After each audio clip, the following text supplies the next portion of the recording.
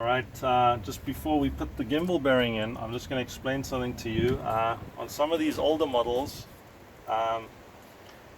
where the bearing sits in the front, some of them had a big snap ring. So before you start slide hammering, first see if you have a snap ring in front of the bearing. It'll be big. It'll be about as big as the bearing.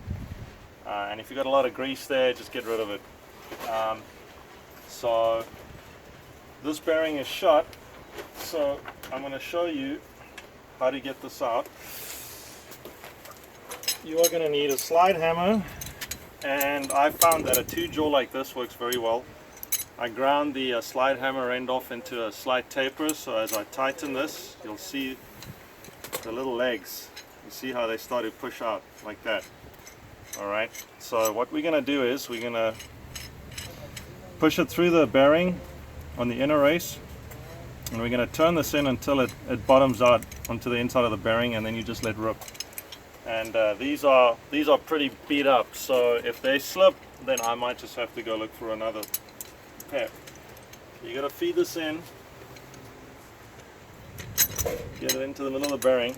Now if you're doing a full bellows job, this will be off and it'll be a little easier, but it's very doable from here. It's just means you got to work a little bit inside the hole. Okay, you get the two little legs through the bearing and tighten them until they spread out. Go all the way so that you're not on the you know, half of the legs. Try and get it like all the way in, and hopefully it'll come out. Alright, so it's coming. That's the bearing. So there is a seal at the back that sits in there. I don't even bother with those. I don't even bother taking it out or putting it in. It's not really, in my opinion, very useful. So this is the old bearing. We're going to clean that up. It actually looks very clean on the inside there. If your bearing was not greased, which is more common than not, you'll have a lot of crust in that housing over there. So you just got to clean it out and just get it kind of pretty clean. You can always take some Scotch-Brite pad with some acetone or something and just scrub it out. And alright, we've greased the bearing. I'm going to give you some pointers. A good thing to do right now before you put the new bearing in is to make sure that your greasing point's working, because if it's broken or it's not functioning, you got to take the bearing back out. So it's good to just put your grease gun on there and give it a squeeze and just make sure that grease is coming out and that it's functioning, in case you got to drill or tap or make a repair with the bearing out. So I'm going to set this down. Alright, so let me just pause there quick. Go ahead. Alright, so I got the bearing here, and this, you'll see, this is the grease hole. Now what's very important is, if you look in the back over there, that grease nipple over there, it's going through a chamber. There's a little hole in the inside of the cavity over there, and what you got to do is you got to make sure that when this is installed, that this gap is over the hole and that hole lines up with the grease hole. So you know, you got to pay attention. I'll show you how to do that in a second. Second thing is just grease everything. It's really important, because when these things get stuck, they have to get drilled out, and all the person had to do was put grease. So all this grease that comes out of the bearing, I just use to dress it nicely. It really just keeps the gremlins at bay. And now the other thing I got to mention to you is, you see how this ring is together? If yours comes bent open, I'm going to slide this on here like so. It's got to sit very snugly in this groove. If you look from the side there and you see it's sticking up like that, you got to take the ring off and just gently reform it so that it sits tightly on the bearing. And the reason for that is when you go to hammer this in and that ring catches in the housing, what's going to happen is it'll start popping out like this while you're hammering in.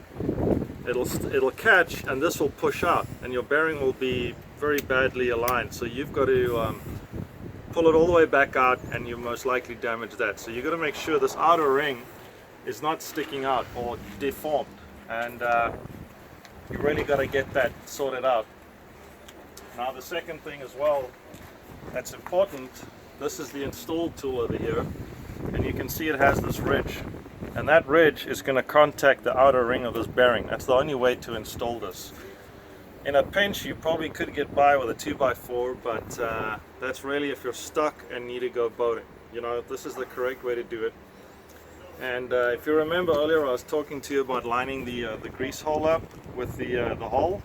So I have a mark on this thing over here. It's old, but it works. And what I do is, when I put the bearing on, so it's very important that the gap in this ring is over the grease hole, like such. See? And now what you want to do is, when you go and put this on, these go in either way. Actually, there's no wrong or right way. I'm going to line up the hole with my mark, right like so. See how it's in line. So now when I go to install the tool, I can rotate it and I know where the hole is. And it's important once this is in, if you rotate this, you see how it's going to go out of alignment. So you got to go in and hold it in position. And then when you go to hammer this, you'll feel it going in slowly. It's very important that the housing is greased as well, you know, on the inside of the housing, because they get real stuck in there. When you go to hammer this in, the pitch is going to change when it's seated. So you'll hear that. You know, it's just a feel thing. You can just keep going, but you'll feel that the hammer is kind of bouncing off the back of this. Then you know that the bearing is in. And another problem is this goes into the back of the motor. And if your alignment is off, and let's say you start hammering on this, and after the third hammer, the hammer's like bouncing off the back and this bearing is still sticking out like halfway, this has bottomed out on the back of the engine coupler, and you've got to get that in before you carry on pounding on this. Otherwise you could probably mushroom one of the splines, and that's just really going to hurt your deck. So those are the things that can go wrong. Those are the things you got to watch out for. And so I'm just going to pound this in and demonstrate how it all works. All right, let's see. So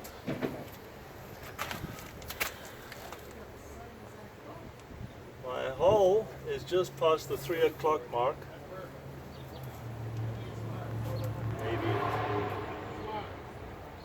4:30. Very important, they do change. Okay, mine's at the 3 o'clock mark on this one. Sometimes they're a little further down. Just pause there quick.